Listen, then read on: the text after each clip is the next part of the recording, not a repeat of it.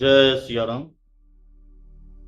नीलाम्बुज श्यामल कोमलांगं सीता समारोपित वामभागं पाणौ महासायक चारु चापं नमामि रामं रघुवंशनाथं। कर्पूरगौरं करुणावतारं संसार सारं भुजगेन्द्रहारं सदा वसन्तं हृदयारविन्दे भवं भवानी सहितं नमामि। मनोजवं मारुततुल्यवेगं जितेन्द्रियं बुद्धिमतां वरिष्ठं वातात्मजं वानरयूथमुख्यं श्रीरामदूतं शरणं प्रपद्ये। अखण्डमण्डलाकारं व्याप्तं येन चराचरं तत्पदं दर्शितं येन तस्मै श्रीगुरुवे नमः। जय सिया राम। मानसामृत के अगले भाग में पुनः आपका स्वागत। जय सिया राम। पिछले पाठ में हमने बालकांड के 40वें दोहे तक का पाठ किया था। अब 40वें दोहे से प्रारंभ करते हुए आगे। बाल चरित जो बंधु के बनज विपुल बहुरंग नृपरानी परिजन सुकृत मधुकर बाड़ी विहंग। श्री स्वयंवर कथा सुहाई सरित सुहावनी सोच बिछाई नदी नाव पटु प्रश्न अनेका के बटु कुशल उत्तर सविवेका। श्री सीता जी के स्वयंवर की जो सुंदर कथा है वही इस नदी की सुहावनी छवि छा रही है। अनेकों सुंदर विचार पूर्ण प्रश्न ही इस नदी की नावें हैं। उनके विवेक युक्त उत्तर ही चतुर केवट। दुनियनु कथन परस्पर होई पथिक समाज सोह सरि सोई घोर धार भृगुनाथ ऋषानी घाट सुबद्ध राम बड़वानी। इस कथा को सुनकर पीछे जो आपस में चर्चा होती है वही इस नदी के सहारे सहारे चलने वाले यात्रियों का समाज शोभा पा रहा है। परशुराम जी का क्रोध इस नदी की भयानक धारा है और श्री रामचंद्र जी के श्रेष्ठ वचन ही सुंदर बंधे हुए घाट। सानुज राम विवाह उछाऊ सो शुभ उमग सुखद सब काऊ कहत सुनत हर सही पुलकाई ते सुकृति मन मुदित नाई। भाइयों सहित श्री रामचंद्र जी के विवाह का उत्साह ही इस कथा नदी की कल्याणकारिणी बाढ़ है जो सभी को सुख देने वाली है। इसके कहने सुनने में जो हर्षित और पुलकित होते हैं वही पुण्यात्मा पुरुष हैं जो प्रसन्न मन से इस नदी में नहाते हैं। राम तिलक हित मंगल साजा परव जोग जन जुड़े समाजा काई कुमई कैकेयी केरी काई कुमति कैकेयी केरी परी जासु फल विपति घनेरी। श्री रामचंद्र जी के राज तिलक के लिए जो मंगल साज सजाया गया है वही मानो पर्व के समय इस नदी पर यात्रियों के समूह इकट्ठे हुए हैं। कैकेयी की कुबुद्धि ही इस नदी में काई है जिसके फलस्वरूप बड़ी भारी विपत्ति आ पड़ी। समन अमित उत्पात सब भरत चरित जप जाग कलियग खल अवगुण कथन ते जलमल बग काग। संपूर्ण अनगिनत उत्पातों को शांत करने वाला भरत जी का चरित्र नदी तट पर किया जाने वाला जप यज्ञ है। कलयुग के पापों और दुष्टों के अवगुणों के जो वर्णन है वे ही इस नदी के जल का कीचड़ और बगुले कौए हैं। कीरति सरित झौरी दुरूरी समय सुहावनि पावनि भूरी हिम हिम शैल सुता शिव ब्याहु शिशिर सुखद प्रभु जन्म छाहु। वह यह कीर्ति रूपिणी नदी 6 ऋतुओं में सुंदर है। सभी समय यह परम सुहावनी और अत्यंत पवित्र है। इसमें श्री शिव जी एवं पार्वती जी का विवाह हेमंत ऋतु है। श्री रामचंद्र जी के जन्म का उत्सव सुखदायी शिशिर ऋतु। वर्णव राम विवाह समाजो सो मुद मंगलमय ऋतु राजु ग्रीष्म दुसह राम बन गवनु पंत कथा कर आतप पवनु। श्री रामचंद्र जी के विवाह समाज का वर्णन ही आनंद मंगलमय ऋतुराज वसंत है। श्री राम जी का वनगमन दुसह ग्रीष्म ऋतु है और मार्ग की कथा ही कड़ी धूप और लू है। वर्षा घोर निशाचर रारी, सुरकुल सारी साली सुमंगलकारी। राम राज सुख विनय बड़ाई, विशद सुखद सोई शरद सुहाई। राक्षसों के साथ घोर युद्ध ही वर्षा ऋतु है, जो देवकुल रूपी धान के लिए सुंदर सुंदर कल्याण करने वाली। रामचंद्र जी के राज्यकाल का जो सुख, विनम्रता और बड़ाई है, वही निर्मल सुख देने वाली सुहावनी शरद ऋतु है। सती शिरोमणि सिय गुण गाथा, सोई गुण अमल अनुपम पाथा। भरत सुभाव सुशीतलताई, सदा एक रस बरनि न जाई। सती शिरोमणि श्री सीता जी के गुणों की जो कथा है, वही इस जल का निर्मल और अनुपम गुण है। श्री भरत जी का स्वभाव इस नदी की सुंदर शीतलता है, जो सदा एक सी रहती है और जिसका वर्णन नहीं किया जा सकता। अवलोकनि बोलनि मिलनी, प्रीति परस्पर हास। भायप भली चहु बंधु की, जल माधुरी सुबास।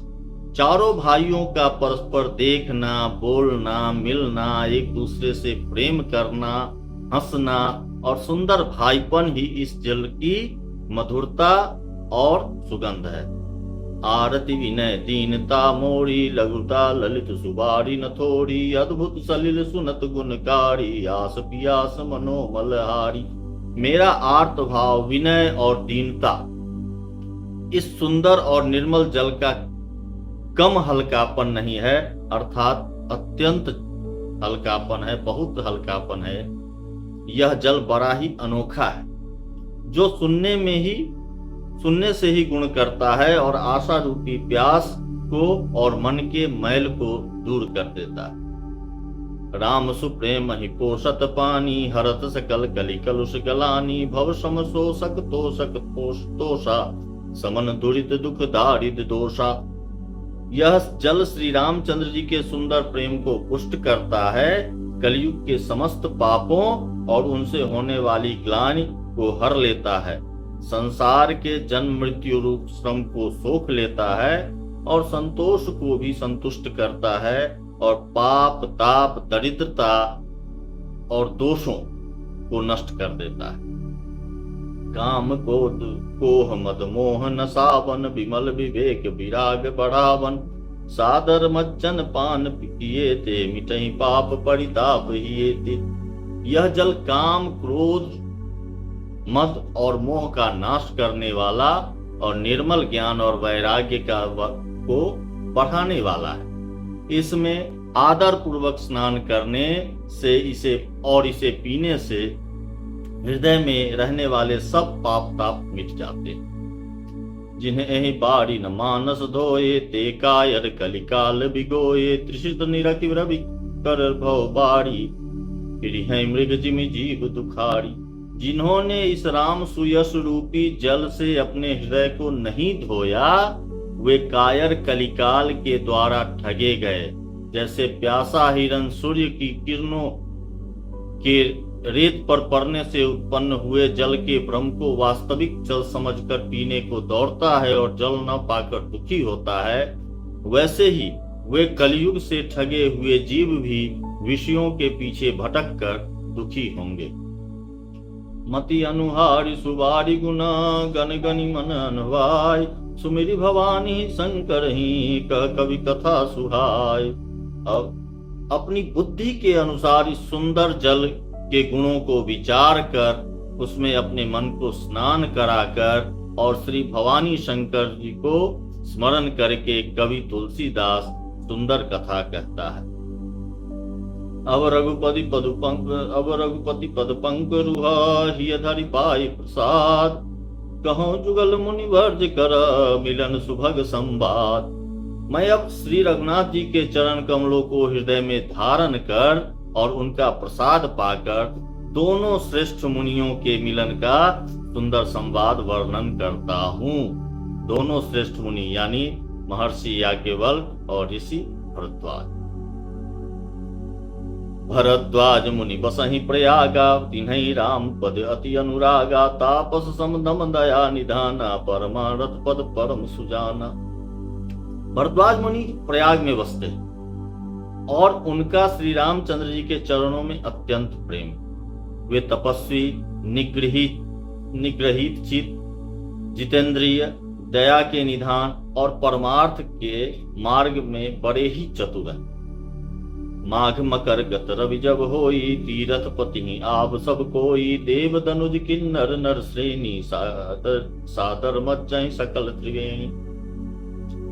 माघ में जब सूर्य मकर राशि पर आते हैं तब सब लोग तीर्थराज प्रयाग को आते हैं।